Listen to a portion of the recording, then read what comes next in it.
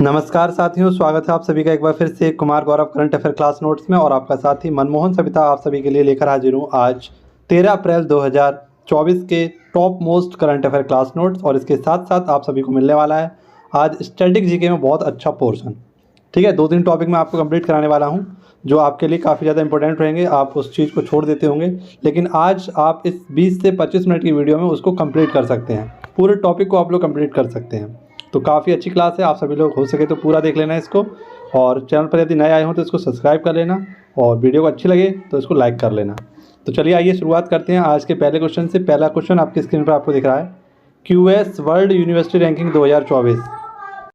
ठीक है, QS world university ranking 2024 आई है और इसमें पूछा गया है आपसे कि अनुसंधान उत्पादन में बेहतर कौन है। अनुसंधान यानी कि आपको पता है जो हमारा रिसर्च होता है, डेवलपमेंट होता है, उसमें बेहतर कौन सी देश रहा है, ये QS वर्ल्ड यूनिवर्सिटी रैंकिंग के द्वारा बताया गया है। तो इसमें टॉप पर रहा है आपका चाइना, सेकंड पर रहा है आपका USA, थर्ड पर रहा है इंग्लैंड, और चौथे स्थान पर रहा है अपना भारत।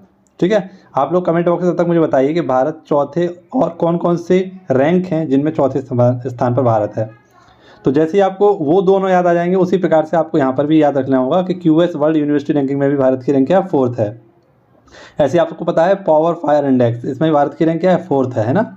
इसमें भारत की रैंक क्या है, 4th है, ये आपको याद रखना है। और QS वर्ल्ड यूनिवर्सिटी रैंकिंग में भी रैंक क्या होगी, भारत की 4 हो गई है। इसी प्रकार से आपसे पूछा है कि टॉप यूनिवर्सिटी कौन सी है, तो MIT, जिसे हम मैसाचुसेट्स भी कहते हैं, USA की यूनिवर्सिटी है, टॉप पर रही है इस पर। ठीक है, इंडिया में टॉपेस्ट आपकी जो यूनिवर्सिटी है वो कौन रही है ना। तो ये विश्व में तो 144वें स्थान पर है, और भारत में टॉप पर है IIT बॉम्बे। JNU जो कि दिल्ली में स्थित है आपका जवाहरलाल नेहरू यूनिवर्सिटी, ये विकास अध्ययन में 20वां इसने स्थान किया है हासिल पूरे विश्व में। तो ये भी हमारे लिए इंपॉर्टेंट रहेगा। अब जैसा कि हमें पता है कि हमारा पहला ही क्वेश्चन काफ़ी दिनों से सूचकांकों वाला रह रहा है, और मैंने आपको काफ़ी बार सूचकांकों की एक श्रेणी याद कराई है ना। तो आइए उन्हीं में से मैं कुछ श्रेणियों के चलते आपसे कुछ क्वेश्चन पूछता हूँ। जैसे भारत की रैंक 101 किस में है, 161 किस में है, आपसे पूछे 126 किस में है, 127 किस में है। ठीक है, आपसे पूछे 180 किस में है। तो कुछ हमारी वर्ल्ड रैंकिंग हैं जिनमें आपको याद रखना है। जैसे 134 हमारी किस में है। तो ये हमारे कुछ रैंक हैं जो आपको याद रखने होते हैं। ठीक है, जैसे 111, ये भी आपको याद रखना है, मोस्ट इंपॉर्टेंट है। 111 हमारी रैंक किस में है, 134 किस में है। तो आइए सबसे पहले जानते हैं 161 हमारी रैंक किस में है। तो ये हमारी प्रेस स्वतंत्रता सूचकांक में, किस में, प्रेस स्वतंत्रता सूचकांक भारत की रैंक 111। 126 किस में है, तो ये हमारी शांति, किसमें, शांति और खुशहाली में जो हमारी रैंकिंग है वो 126 है। 127 किस में है हमारी, तो ग्लोबल जेंडर गैप इंडेक्स में भारत की रैंक है 127। 180 किस में है, पर्यावरण प्रदर्शन सूचकांक। 134 किस में, HDI जिसे हम ह्यूमन डेवलपमेंट इंडेक्स बोलते हैं। और 111 किस में हमारी, तो ये भी आपको याद रखना है, ये है हमारा भुखमरी सूचकांक। कौन सा है, भुखमरी सूचकांक भारत की रैंक है 111। तो ये इंपॉर्टेंट आपके कुछ सूचकांक है, ये आपको याद रखने हैं। लिस्ट आप लोग मत देखिए, क्योंकि आज मैं कुछ टॉपिक आपको कराने वाला हूँ, इसलिए आज मैं लिस्ट इसको मिस कर रहा हूँ, इसलिए आपको मैंने बोलकर ही बता दिए हैं सारे के सारे। अगला क्वेश्चन देखिए, क्वेश्चन नंबर 2 है हमारा। क्वेश्चन नंबर 2 में क्या कह रहा है आपसे, क्वेश्चन नंबर 2 में पूछा गया है पृथ्वी का सबसे बड़ा कैमरा, पृथ्वी का सबसे बड़ा कैमरा जिसका नाम है legacy survey of space and time, जिसको शॉर्ट फॉर्म में हम कह सकते हैं LSST। ये क्या है, विश्व का सबसे बड़ा, या यूँ कहें पृथ्वी का सबसे बड़ा कैमरा है। ठीक है, इसमें 3 लेंस है, कितने, 3 लेंस है, और इसका निर्माण किया है अमेरिका ने, और इसको स्थापित किया जाएगा कहाँ पर, चिली में। चिली में भी एक वेधशाला है जिसका नाम है वेरासी रुबिना, यहाँ पर इसको स्थापित किया जाएगा। और ब्रह्मांड के जो भी रहस्य हैं, जैसे डार्क मैटर क्या है, यानी ब्रह्मांड के बहुत सारे जो रहस्य हैं उनके बारे में क्या करेगा, ये उसको सुलझाएगा, उसके बारे में पता करेगा। ठीक है, तो ये कैमरा आपको याद रखना है, इसका नाम है LSST, legacy survey of space and time. इसके बारे में आपको याद रखना है। देखिए चिली की बात आई है तो चिली के बारे में जान लीजिए थोड़ा सा। चिली की राजधानी सैंटियागो, राष्ट्रपति यहाँ के ग्रेवियल बोरिक, यहाँ की एक चोटी है जिसका नाम है माउंट एकांगुआ, जो कि हमारा दक्षिण अमेरिका है। इस प्रकार से इसमें एक आपका पर्वत श्रृंखला है जिसको हम बोलते हैं एंडीज पर्वत श्रृंखला, जो कि विश्व की सबसे लंबी पर्वत श्रृंखला है, और इसी में चिली में स्थित है आपका माउंट एकांगुआ। ऐसी मरुस्थल पूछे आपसे, एक मरुस्थल है अटाकामा मरुस्थल। तो अटाकामा मरुस्थल ये पेरू और चिली की सीमा पर है, और जो आपका अटाकामा मरुस्थल है ये विश्व का सबसे शुष्क मरुस्थल है, आपका अटाकामा मरुस्थल। ठीक है, ऐसे आपसे पूछा कि हमारे भारत में क्या हुआ था, एक तो लिक्विड मिरर टेलीस्कोप जो कि देवस्थल उत्तराखंड में इसको स्थापित किया गया था। ठीक है, ये पॉइंट आपको क्वेश्चन नंबर 2 से याद रखने हैं। अब देखिए क्वेश्चन नंबर 3 का क्या रहा है आपका। क्वेश्चन नंबर 3 इंपॉर्टेंट है आपके लिए, सुविधा पोर्टल। सुविधा पोर्टल हाल ही में किसने लॉन्च किया है, आप सभी को पता ही है, लेकिन इसको याद रख लेना आप लोग किसने, तो निर्वाचन आयोग के द्वारा इसे लॉन्च किया गया, निर्वाचन आयोग के द्वारा। जैसे कि आपको पता है कि अभी जो है चुनाव का मेला है, यानी चुनाव होने वाले हैं, हमारे 7 चरणों में चुनाव होने वाले हैं, तो उसी के चलते चुनाव आयोग अपने कामों में लगा हुआ है। तो उसने क्या किया, सुविधा पोर्टल को लॉन्च किया है, जिसमें क्या होगा, कोई भी उम्मीदवार है ना, या कोई भी पार्टी का व्यक्ति है या कोई पार्टी है और किसी भी चीज़ को उसको अनुमति चाहिए, तो उस अनुमति को लेने के लिए सुविधा पोर्टल पर जाकर आईडी बनाकर अनुमति ले सकता है। जैसे प्रचार करना हो उसे, ठीक है, वाहन की अनुमति मांगनी हो, रैली निकालनी हो, तो उसके लिए आप कहाँ पर जा सकते हैं, सुविधा पोर्टल पर जा सकते हैं। इसके लिए निर्वाचन आयोग ने इसको लॉन्च किया है। ऐसे ही कुछ अन्य हमारे पोर्टल से जो निर्वाचन आयोग ने लॉन्च किए हैं हाल ही में, जैसे सी विजिल ऐप, ये चुनाव आयोग के द्वारा, इनकोर ऐप, ये भी चुनाव आयोग के द्वारा, नो योर कैंडिडेट, ये भी चुनाव आयोग के द्वारा, सक्षम पोर्टल, ये भी किसके द्वारा लॉन्च किया गया था, तो सुविधा पोर्टल, सक्षम पोर्टल, इनकोर पोर्टल और आपका know your candidate portal, C vigil portal, ये सब निर्वाचन आयोग के द्वारा लॉन्च किए गए हैं। ठीक है, एक भी क्वेश्चन बन सकता है आपका, एक भी क्वेश्चन नहीं छोड़ना है आपको। देखिए अब बात करते हैं इलेक्शन कमीशन ऑफ इंडिया की। ठीक है, इलेक्शन कमीशन ऑफ इंडिया आपके लिए इंपॉर्टेंट रहेगा। Election of commission of India की बात करें तो ये स्थायी स्वतंत्र निकाय है आपका, स्थायी स्वतंत्र निकाय है जो भारतीय संविधान के भाग 15 में निहित है। किसमें, भाग 15 में, और आर्टिकल 324 से लेकर 339 तक ये निहित है आपका। ठीक है, ये भी आपको याद रखना है। इसकी स्थापना जो हुई थी वो 25 जनवरी सन 1950 को हुई थी, और 25 जनवरी को हम मतदाता दिवस मनाते हैं। क्या मनाते हैं, मतदाता दिवस मनाते हैं, और इसी के स्थापना दिवस को हम मतदाता दिवस के रूप में मनाते हैं। हालांकि आप सभी को पता है कि मतदान करने की जो उम्र होती है, हम सभी को पता है 61वें संविधान संशोधन के तहत इसको बदला गया था, और इसको 21 वर्ष से कितना कर दिया गया था, 18 वर्ष कर दिया गया था 1989 में, है ना, 1989 में इसको बदल दिया गया था। तो ये भी आपका रखना है। हम सभी को पता है कि जो निर्वाचन आयोग होता है या केंद्रीय चुनाव आयोग जो होता है हमारा, ये संसद में लोकसभा और राज्यसभा, इसके साथ साथ राष्ट्रपति, उपराष्ट्रपति, इन सभी के चुनावों की देखरेख कौन करता है, तो ये करता है हमारा चुनाव आयोग। ऐसे ही आर्टिकल 326 क्या कहता है, तो वयस्क मताधिकार के बारे में बताता है। जो भी हमारे जैसे हमें पता है कि इसमें इलेक्शन कमीशन में एक अध्यक्ष और 2 उपाध्यक्ष होते हैं, एक अध्यक्ष और 2 उपाध्यक्ष होते हैं। तो पहले जो अध्यक्ष थे वो थे हमारे सुकुमार, और वर्तमान अध्यक्ष हमारे राजीव कुमार। अब हाल ही में जो हमारे 2 अन्य चुनाव आयुक्त हैं उनको भी क्या किया गया, नियुक्त किया गया था, और ये 2 कौन कौन से थे, तो ज्ञानेश, है ना, एक तो ज्ञानेश थे और एक थे सुखवीर कह सकते हैं, सुखवीर संधू। ये दोनों को क्या किया गया था, अपॉइंट किया गया था हाल ही में। अब जो भी अध्यक्ष होते हैं हमारे, इनके वेतन भत्ते और पद से हटाना ये किसका काम होता है, सुप्रीम कोर्ट का होता है। जबकि इनकी नियुक्ति कौन करता है, तो भारत के राष्ट्रपति इनकी नियुक्ति करते हैं। आप इतने सारे पॉइंट अगर चुनाव आयोग से याद रख सकते हैं तो आप सभी की जो जीएस है वो बहुत अच्छी हो जाएगी धीरे धीरे करके। इतना आपको याद ही रखना होगा। इनके जो पूर्व अध्यक्ष थे, है ना, इनका नाम था टी.एन. शेषन, हाल ही में इनका निधन हो गया था, तो इनकी एक बुक है, इसको याद रखना है, थ्रो द ब्रोकन। ठीक है, थ्रो द ब्रोकन इनकी पुस्तक का नाम है। अब चूँकि हमारा क्वेश्चन किससे संबंधित है, ऐप्स या पोर्टल से संबंधित है, तो हमारा कर्तव्य बनता है कि हम सारे के सारे जो हमारे पुराने हैं करंट अफेयर से संबंधित लगभग 6 महीने के जितने भी हमारे इंपॉर्टेंट पोर्टल्स हैं वो सभी मैं आपको याद कराने वाला हूँ। ठीक है, देखिए क्या कह रहा है आपसे, सरपंच संवाद पोर्टल ये किसने लॉन्च किया था, असम सरकार ने लॉन्च किया था। इनकोर ऐप मैंने बताया आपको, ये निर्वाचन आयोग ने लॉन्च किया था। मोबाइल दोस्त ऐप ये जम्मू कश्मीर ने लॉन्च किया था। उल्लास ऐप ये शिक्षा मंत्रालय के द्वारा लॉन्च किया गया था। ई सरस ऐप ग्रामीण विकास मंत्रालय के द्वारा। माई लाइफ ऐप पर्यावरण मंत्रालय के द्वारा लॉन्च किया गया था। ऐसे आपसे पूछे खनन प्रहरी ऐप ये कोयला मंत्रालय के द्वारा।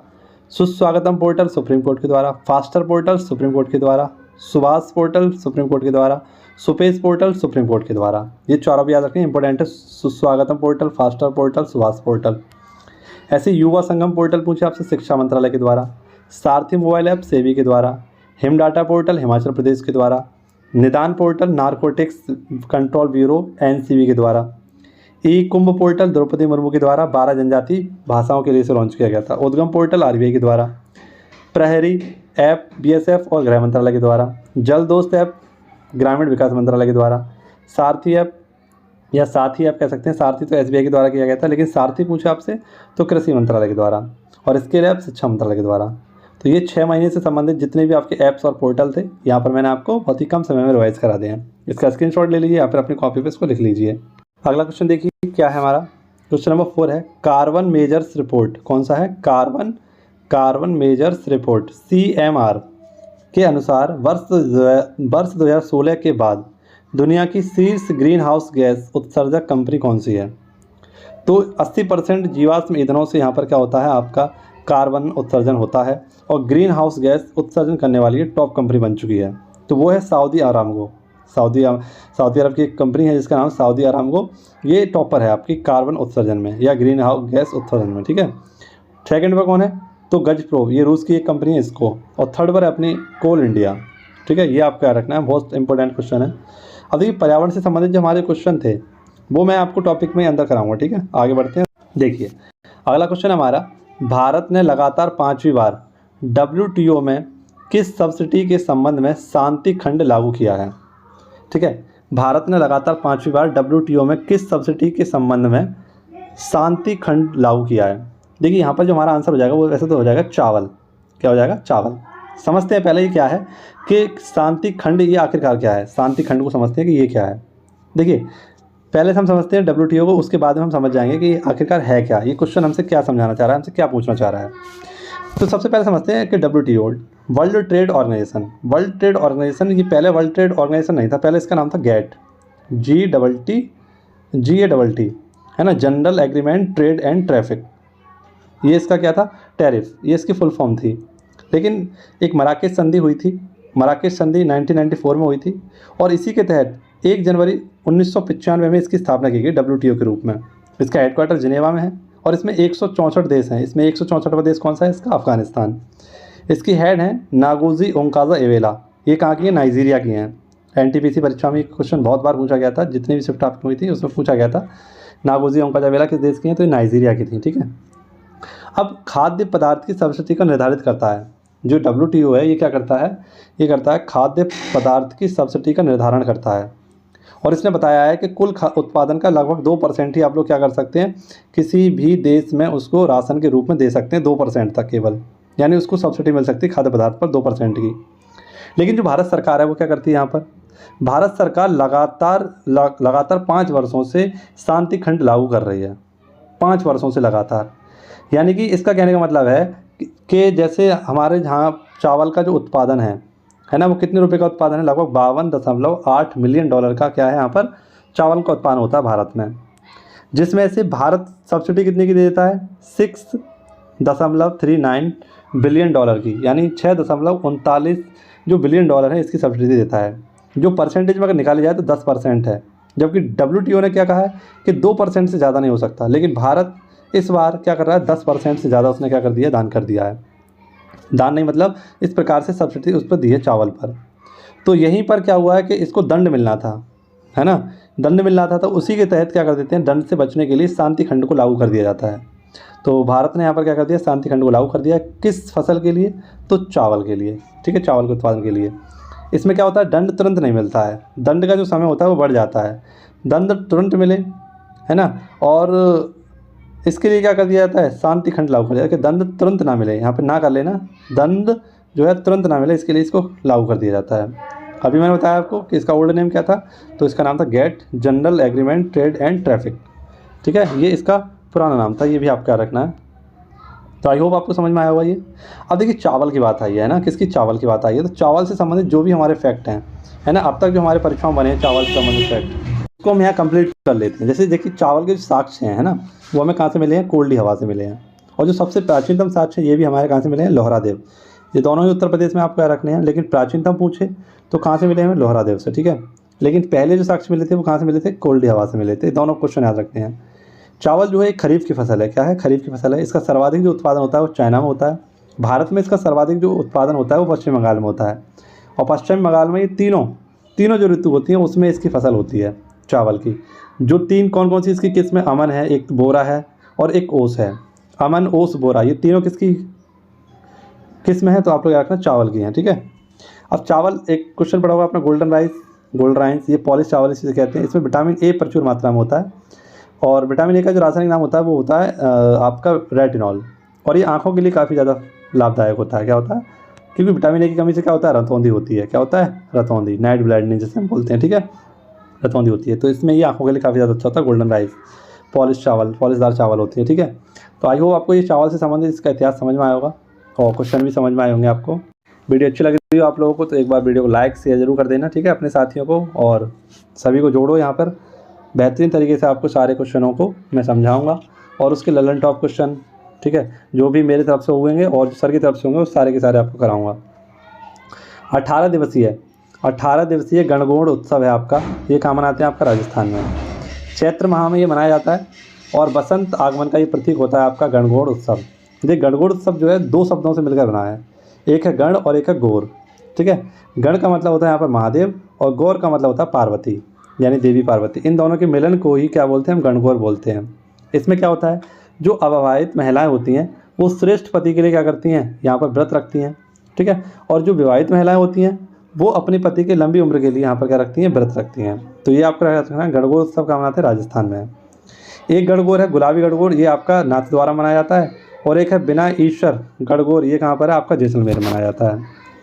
बात आई राजस्थान की राजधानी है जयपुर। मुद्रा है यहाँ की मुख्यमंत्री यहाँ के भजन लाल, राज्यपाल है यहाँ के कलराज मिश्र, लोकसभा सीटें यहाँ की 25 और राज्यसभा सीटें यहाँ की 10, ठीक है, ये आपको याद रखना है। अब प्रमुख बात करें हम उत्सवों की, तो आइए, कल भी हमने इनको उत्सवों को देखा था, आज भी पुनः से हम लोग क्या करते हैं? एक बार रिवाइज करते हैं सभी उत्सव।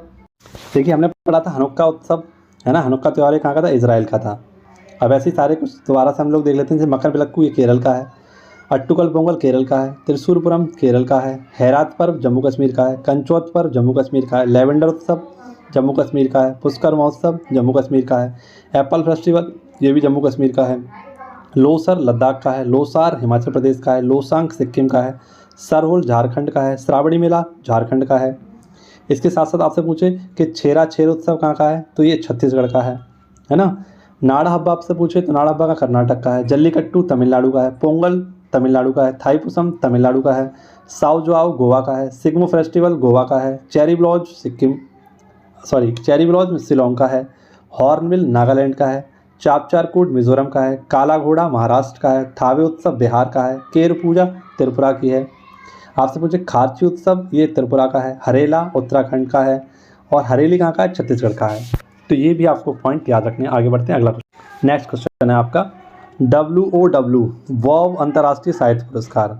तो आपसे यही पूछेगा पहला क्वेश्चन, तो वॉव पुरस्कार के संबंध किससे है? तो साहित्य से है। इसकी फुल फॉर्म होती है वर्ल्ड ऑर्गेनाइजेशन राइटर अंतर्राष्ट्रीय साहित्य पुरस्कार किसको दिया गया? तो ये दिया गया है ममता सागर को।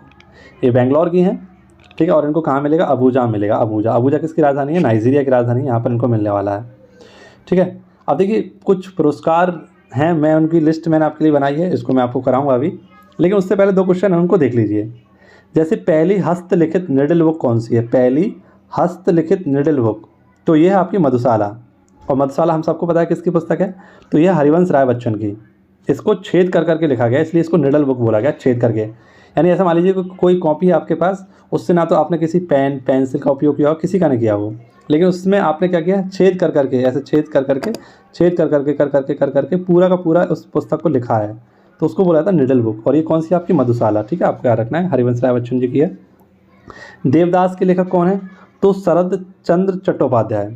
मोती महल के लेखक कौन है? निहाल चंद। और गीतांजलि के लेखक कौन है? तो रविन्द्रनाथ टैगोर। ये आपको याद रखना है, साहित्य से संबंधित कुछ महत्वपूर्ण पुस्तकें थी आपके लिए, याद रखनी है। अब बात कर लेते हैं प्रमुख पुरस्कारों की, ठीक। जैसे साथियों आपसे पूछा है कि भारत रत्न अंबेडकर पुरस्कार किसे दिया गया था? तो आदित्यनाथ योगी को दिया गया था। 6 देशों का सर्वोच्च सम्मान नरेंद्र मोदी को मिल चुका है, आप सभी को पता है। पापुआ न्यू गिनी का, पलाऊ का, फिजी का, फ्रांस का, मिस्र का और ग्रीस का। किसको मिला है? नरेंद्र मोदी जी को मिला है। लोकमान्य तिलक पुरस्कार नरेंद्र मोदी जी को मिला है। मोदी अवार्ड की शुरुआत असम ने की थी। द्रौपदी देवी मुर्मू को कौन सा? सूरीनाम का सर्वोच्च सम्मान मिला था। दुनिया की सबसे शक्तिशाली छात्रा का खिताब किसे मिला? नताशा को। अंतर्राष्ट्रीय मातृभाषा पुरस्कार किसे दिया गया था? डॉक्टर महेंद्र मिश्रा को। असम वैभव पुरस्कार तपन सेकिया को। केरल ज्योति पुरस्कार टी पद्मनाभन को दिया गया था। नेक्स्ट आपका मोस्ट पावरफुल वुमेन कौन है? आपकी उर्सुला वांडेर। ग्लोबल टीचर अवार्ड किसे दिया गया? दीप नारायण को दिया गया। गेम चेंजिंग इनोवेशन अवार्ड किसे दिया गया? अतुल साह को दिया गया था। और इंदिरा गांधी शांति पुरस्कार 2023 दिया गया था अली अबू अब्बाद और डैनियल को दिया गया था, ठीक है, ये आपको याद रखना है। आज का जिस क्वेश्चन का हमें इंतजार था वो क्वेश्चन आपके सामने है, और इसमें हम लोग क्या करेंगे, जो भी हमारा नेशनल हाईवे यानी राजमार्ग से संबंधित एक हमारा टॉपिक है, इसको हम देखेंगे पूरा संक्षेप में, उसको हम समझेंगे बहुत अच्छे तरीके से। आइए देखते हैं, पहला क्वेश्चन देख लेते हैं हमारा क्या है। सड़क परिवहन और राजमार्ग मंत्रालय ने वर्ष 2023-24 में कितने किलोमीटर राष्ट्रीय राजमार्ग का निर्माण किया है या निर्माण हुआ है इसका? तो इस याद रखना 12,349 किलोमीटर, 12,349 किलोमीटर, 3-4 बार बोलिए, 12,349 किलोमीटर राष्ट्रीय राजमार्ग यानी नेशनल हाईवे का क्या हुआ, निर्माण हुआ है। इससे पहले 2020-21 में 13,327 हुआ था, है ना, तब ये पहले ही सर्वाधिक था, लेकिन अब सर्वाधिक कौन सा आपका, ये वाला है। ठीक है, मंत्री कौन हम सभी को बताया, राजमार्ग मंत्रालय के मंत्री हमारे नितिन गडकरी। अब देखिए भारत में परिवहन जो है हमारा, इसको हम पूरा टॉपिक को देखेंगे आज। ठीक है, पहले दो क्वेश्चन समझ लीजिए। सबसे बड़ा जो हमारा नेशनल हाईवे वो कौन सा है, 44, इसका पुराना नाम था NH7। और सबसे छोटा जो हमारा नेशनल हाईवे है इसका नाम है 47A। ठीक है, तो ये छोटे से पॉइंट दोनों आपको याद रखने हैं। सबसे बड़ा नेशनल हाईवे 44 और सबसे छोटा है आपका NH47। ठीक, अब हम लोग टॉपिक देख लेते हैं। टॉपिक में आप लोग देखिए, भारत का परिवहन थोड़ा सा कम आपको दिख रहा होगा, क्योंकि ये PDF जो बन पाई है इसकी थोड़ी सी अनविजिबल है, लेकिन थोड़ा सा आप लोग इसमें आप लोग सहयोग करिए और देखिए, इसको कोशिश करिए पढ़ने की। धीरे धीरे आप लोग पढ़ेंगे तब भी आप लोग इसको अच्छे से पढ़ पाएंगे, लेकिन मेरे हिसाब से आप लोग इसे पढ़ेंगे तो ज़्यादा बेटर रहेगा। देखिए भारत में परिवहन, भारत का लगभग 54.72 लाख किलोमीटर का सड़क नेटवर्क है, और विश्व का दूसरा सबसे बड़ा सड़क नेटवर्क है, जिसमें राष्ट्रीय राजमार्ग भी हैं, आपके राज्य राजमार्ग भी हैं और सड़क राजमार्ग भी हैं। ठीक है, इस प्रकार से आपको देखना है। देखिए सबसे पहले देखते हैं हम लोग राष्ट्रीय राजमार्ग कौन कौन से हमारे।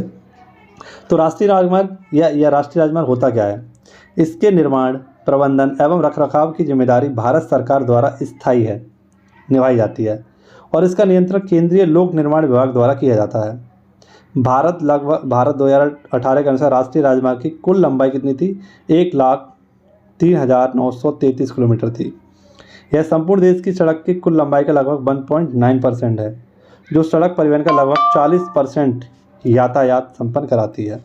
ठीक है, सारे पॉइंट देखते रहिए, RO के लिए और PCS के लिए काफ़ी इंपॉर्टेंट रहेगा। भारत का सबसे लंबा राष्ट्रीय राजमार्ग कौन सा है, 7। मैंने अभी बताया था आपको, सबसे लंबा राष्ट्रीय राजमार्ग था जो था 7, लेकिन इसका नया नाम क्या हो गया, NH44, जो उत्तर प्रदेश में 128 किलोमीटर है, मध्य प्रदेश में 504 किलोमीटर है, महाराष्ट्र में 332 किलोमीटर है, आंध्र प्रदेश में 753 किलोमीटर है, और कर्नाटक में 125 किलोमीटर है, तमिलनाडु में 627 किलोमीटर है, और इसकी कुल लंबाई जो है 2,369 किलोमीटर है। ठीक है, अब बात करें वर्तमान समय में भारत का सबसे लंबा राष्ट्रीय राजमार्ग NH44, मैंने बताया अभी। हाईवे का पुराना नाम क्या था, NH7 था। यह राजमार्ग भारत के उत्तर श्रीनगर जम्मू कश्मीर से भारत के दक्षिणी छोर कन्याकुमारी तमिलनाडु तक है। इस राष्ट्रीय राजमार्ग की लंबाई 3,775 हो चुकी है। अब कितनी, 3,745 है। यह राजमार्ग जम्मू कश्मीर से शुरू होकर पंजाब, हरियाणा, दिल्ली, उत्तर प्रदेश, मध्य प्रदेश, महाराष्ट्र, तेलंगाना, आंध्र प्रदेश व कर्नाटक से गुजरकर तमिलनाडु तक जाता है। यह सभी राज्यों में क्रम में दिए गए राष्ट्रीय राजमार्ग 44 में निम्न पुराने राष्ट्रीय राजमार्ग शामिल हैं। जैसे इसमें कौन कौन से आपके NH1A है ना, NH1A श्रीनगर से पंजाब है आपका, NH1 पंजाब से हरियाणा और दिल्ली के मध्य है, NH2 दिल्ली से आगरा तक, NH3 आगरा से ग्वालियर तक, NH75 और NH26 ग्वालियर से झांसी तक है, NH7 झांसी से नागपुर, निजामाबाद, हैदराबाद, बेंगलोर, मदुरई जैसे शहरों को कन्याकुमारी तक जोड़ता है। ठीक है, तो नया डाटा भी आपको याद रखना है, पुराना डाटा भी याद रखना है। नेक्स्ट, राष्ट्रीय राजमार्ग वन और दो सम्मिलित यानी 1 और 2 सम्मिलित रूप से ग्रैंड ट्रैक रोड इनको कहा जाता है। अब हम लोग देख लेते हैं कुछ हमारे राष्ट्रीय राजमार्ग। जैसे नेशनल हाईवे फर्स्ट दिल्ली को पाकिस्तान सीमा तक जोड़ता है, इसकी लंबाई है 1226। ऐसी 2 देखें तो दिल्ली से कोलकाता है 1490 किलोमीटर। तीसरा देखें तो आगरा से मुंबई, ये 1161 किलोमीटर। नेक्स्ट आपका मुंबई से चेन्नई, ये 1451। कोलकाता से चेन्नई 1610। कोलकाता से मुंबई आपका 1645। वाराणसी से कन्याकुमारी 2369, और दिल्ली जयपुर मुंबई ये 2058 किलोमीटर है। ठीक है, तो NH फर्स्ट 2, 3, 4, 5, 6, 7 ये आपके याद रखने होते हैं क्रम से। हालांकि इसको हम मैप से बहुत अच्छे तरीके से याद कर सकते हैं, लेकिन मैं आपको एक बार पढ़ाना चाहता हूँ, एक बार दिखाना चाहता हूँ कि आपको ये चीज़ पढ़नी है। फिर जब आप लोग पढ़ते रहेंगे धीरे धीरे तो चीज़ें समझ में आने लगेंगी। फिर मैं आपको बहुत ही अच्छे तरीके से मैप की सहायता से भी इनको पढ़ाने की कोशिश करूँगा। एक बार राष्ट्रीय राजमार्ग फर्स्ट 1 की जवाहर सुरंग स्थित है ना, और यह राजमार्ग जालंधर से जम्मू कश्मीर, जम्मू व श्रीनगर होते हुए उरी तक जाती है। ठीक है, जम्मू व श्रीनगर को जोड़ने वाली बनिहाल दर्रे में ही क्या आपकी जवाहर सुरंग है। जम्मू एवं श्रीनगर राष्ट्रीय राजमार्ग 44 में स्थित 9.2 किलोमीटर लंबी चेनानी नासरी सुरंग देश की सबसे लंबी सड़क सुरंग है। यह एशिया की सबसे लंबी द्विदिशात्मक राज्य मार्ग सुरंग है। ठीक है, कौन सी है? तो चेनानी। लेकिन आपसे पूछे अभी वर्तमान आपकी कौन सी बन गई है, तो वो भी आपको याद रखना। वो कौन सी है आपकी? अटल सुरंग। कौन सी है? अटल, है ना, अटल सुरंग आपको याद रखनी है। ठीक है, तो ये पॉइंट आप लोग याद रखिए। अब देखिए जैसे एक क्वेश्चन है, एक पॉइंट याद रखना आप लोग कि सीमा सड़क विकास बोर्ड द्वारा सीमा सड़क संगठन की स्थापना 1960 में की गई थी। अपने गठन के समय से लेकर 2001 तक संगठन ने 29,139 किलोमीटर लंबी सड़कों का निर्माण किया था और 34,306 किलोमीटर लंबी सड़कों पर पक्का करने का कार्य पूरा किया था। यह संगठन कुल मिलाकर 17,345 किलोमीटर लंबी सड़कों का रखरखाव करता है ना। यहाँ पर हमारी बात हो रही है किसकी? BRO की। ठीक है, BRO जिसकी स्थापना कब हुई थी? 1960 में हुई थी। ठीक है, 7 मई को। इसका हेडक्वार्टर कहाँ पर आप सभी को पता है? नई दिल्ली में है। और इसके हेड कौन है वर्तमान? राजीव चौधरी इसके हेड है BRO के। ठीक है, ये भी आपको याद रखना है। नेक्स्ट देखिए आपसे पूछा गया अंतर्राष्ट्रीय नारकोटिक्स कंट्रोल जो बोर्ड है इसके अध्यक्ष कौन बने? अंतर्राष्ट्रीय INCB, ये इंटरनेशनल वाला है आपका, और इसकी स्थापना हुई थी 1968 में। इसका हेडक्वार्टर कहाँ पर है? जिनेवा में। तो हाल ही में इसके जो अध्यक्ष बने हैं वो बने जगदीश पवाड़िया। जगदीश पवाड़िया, ये आप लोगों को याद लग रहा होगा कि ये पुरुष हैं लेकिन ये महिला हैं। जगदीश पवाड़िया, ठीक है, ये महिला हैं। ये इनका तीसरा कार्यकाल है और 5 साल के लिए पुनः से इनको क्या किया गया? नियुक्त किया गया है अंतर्राष्ट्रीय नारकोटिक्स कंट्रोल बोर्ड की। ठीक है, अब देखिए भारत किन किन संगठनों का सदस्य है UNO में? यूनिसेफ का, FAO का, UNDP का और UNPF का। इनका सदस्य कौन है? भारत है। ठीक है, इंटरनेशनल कोर्ट के अध्यक्ष कौन बने? नवाब सलाम। फीफा के हेड कौन है? इन्फेंटिनो। और UNO के हेड कौन है? हमारे एंटोनियो गुटारेस। अभी मैं आपको नियुक्ति और कराने वाला हूँ, बहुत अच्छी वाली। जितने भी भारत के अर्धसैनिक बल और सैनिक बल हैं उनके सबके बारे में हम लोग जानेंगे। ठीक है, देखिए हमारे जो भी अर्धसैनिक बल हैं, है ना, उनके बारे में जान लेते हैं। और जो भी हमारे इंपॉर्टेंट संस्था हैं उनके सभी अध्यक्षों के बारे में हम लोग जान लेते हैं। ठीक है, जैसे SSB के हेड कौन है? रश्मि शुक्ला। ठीक है, BSF के हेड कौन है? नितिन अग्रवाल। CRPF के अध्यक्ष कौन है? तो SS थाउसूल। CISF के कौन है? शीलवर्धन सिंह। NSG के कौन है आपके? तो MA गणपति। SPG कौन है? आलोक शर्मा। ITBP के हेड कौन है? अनिश दयाल। NCC के गुरमीत पाल सिंह। NDRF के अतुल अग्रवाल। RPF के कौन है? मनोज यादव, है ना। इसके साथ साथ आपसे पूछे असम राइफल के कौन है? प्रदीप चंद्रन नैयर। BCC के अध्यक्ष कौन है? तो ये है समीर शाह, है ना, ब्रॉडकास्टिंग वाला जो हमारा ब्रिटिश ब्रॉडकास्टिंग न्यूज़ चैनल जो है आपका BCC, इसके अध्यक्ष कौन है? समीर शाह। सेवी के हेड कौन है? तो ये है आपके माधवीपुरी भुज। CBDT कौन है आपके? तो Nitin Gupta. NDDB national dairy development जो बोर्ड है इसके कौन है? मिनीश शाह। ट्राई के अध्यक्ष कौन है? तो ट्राई के नए अध्यक्ष बन चुके हैं। ये पहले PD वगैरह थे लेकिन इनके स्थान पर नए नाम लिख लीजिए। तो ये बन गए आपके जो पूर्व हमारे रेलवे बोर्ड के अध्यक्ष थे, है ना, इनका नाम था अनिल लाहौटी। ये बन चुके हैं आप क्या बन चुके हैं? ट्राई के अध्यक्ष बन चुके हैं। ठीक है, इनका नाम यहाँ पर आप लोग चेंज कर लेना थोड़ा सा। नेक्स्ट आपसे पूछा है कि UDI के CEO कौन है? अमित अग्रवाल। NTPC के गुरमीत पाल सिंह। ONGC के Arun Kumar Singh. SAIL steel authority of India Amarendu Prakash हैं। गेल के कौन है? तो ये संदीप कुमार गुप्ता हैं। BPCL के J कृष्ण कुमार हैं। और ऑयल इंडिया लिमिटेड के हैं रंजीत रथ। ठीक है, ऐसे आपसे पूछे कि JNU के कुलपति कौन है? शांति सूरी द्विवेदी। BHU के सुधीर जैन। CBSE के नए अध्यक्ष बन चुके हैं राहुल कुमार। तो यहाँ पर भी थोड़ा चेंज कर लेना आप लोग। राहुल कुमार क्या बन चुके हैं? CBSE के नए अध्यक्ष बन चुके हैं। ठीक है, NCERT कौन है? तो दिनेश कुमार सकलानी है। और SSC के हमें पता है हमारे कौन है? S किशोर। लेकिन यहाँ पर CBSE के चेंज कर लेना, ये निधि चिप्पर के स्थान पर आ गया राहुल कुमार। ठीक है, मैं इसको देखना लिखना करना भूल गया था, आप लोग इसको चेंज कर लेना। ठीक है, पुरानी थोड़ी सी PDF है लेकिन जो भी लेटेस्ट है मैंने आपको अपडेट कर दिया है। नेक्स्ट क्वेश्चन है आपका बेल्लोर टेक्सास गोल्फ ओपन का खिताब किसने जीता है? तो अक्षय भाटिया ने जीता है। ठीक है, ये आपको याद रखना है। बॉब जोन्स पुरस्कार ये भी गोल्फर थे, टाइगर वुड्स ने जीता था आपका। अब कुछ हमारे खिलाड़ी हैं और उनसे संबंधित हमारे कुछ इंपॉर्टेंट उनके खेल हैं, वो किस खेल से संबंधित है इसके बारे में जानेंगे हम लोग। जैसे सुमित नागल का नाम पूछे आपसे तो ये टेनिस से संबंधित हैं। पारुल चौधरी ये धाविका हैं। गुरुवीर सिंह संधू ये धावक हैं। दिव्या काकरण ये कुश्ती से संबंधित हैं। दूती चंद हमारी धाविका हैं। रानी रामपाल हॉकी से संबंधित हैं। आ जाओ, इसके साथ आपसे पूछे अमित पंघाल ये बॉक्सिंग से संबंधित हैं। भवानी देवी तलवारबाजी से संबंधित हैं। MC मैरी कॉम बॉक्सिंग से संबंधित हैं। मीराबाई चानू भारोत्तोलन से संबंधित हैं। फवाद मिर्जा घुड़सवारी से संबंधित हैं। मनु भाकर बॉक्सिंग से संबंधित हैं। नीरज चोपड़ा भाला फेंक से संबंधित हैं। सात्विक साईराज ये बैडमिंटन से संबंधित हैं, है ना, दोनों की जोड़ी है सात्विक साईराज की और चिराग शेट्टी की। रश्मिका ये क्रिकेट से संबंधित हैं। दीपिका कुमारी ये तीरंदाजी से संबंधित हैं और शीतल देवी ये हमारी पैरा तीरंदाज हैं। ठीक है, तो इनके बारे में भी आपको क्या रखना है। आई होप आपको वीडियो अच्छी लगी होगी। अगर वीडियो ज़रा सी भी अच्छी लगी हो तो चैनल को सब्सक्राइब जरूर करना और जितने भी आपके साथी हैं उनके साथ एक बार वीडियो को शेयर जरूर कर देना, जिससे कि आप लोगों की संख्या बढ़ सके, है ना, और मुझे भी थोड़ा अच्छा लगे आप लोगों को पढ़ाने में। तो साथ ही एक बार वीडियो को शेयर जरूर कर देना और कोई भी आपका सजेशन हो, कोई भी आपको लगता हो कि आप सर ये पढ़ाइए, इसके बाद ये टॉपिक लाइए, तो आप लोग कमेंट बॉक्स में अपनी राय जरूर दीजिए। और अभी तक आपने टेलीग्राम चैनल को ज्वाइन नहीं किया है तो टेलीग्राम चैनल को ज्वाइन कर लीजिए। टेलीग्राम चैनल पर यहाँ पर आपको इसकी PDF मिलती रहेगी। मनमोहन क्लासेस के नाम से आप लोग सर्च कर सकते हैं और चैनल को अभी तक सब्सक्राइब नहीं किया सब्सक्राइब करिए और क्लास कैसी लगी कमेंट बॉक्स में मुझे ज़रूर बताइए। चलिए मिलते हैं आपसे अगली क्लास में, तब तक के लिए खुश रहें, मस्त रहें, व्यस्त रहें, पढ़ते रहें। जय हिंद, जय भारत, वंदे मातरम, भारत माता की जय।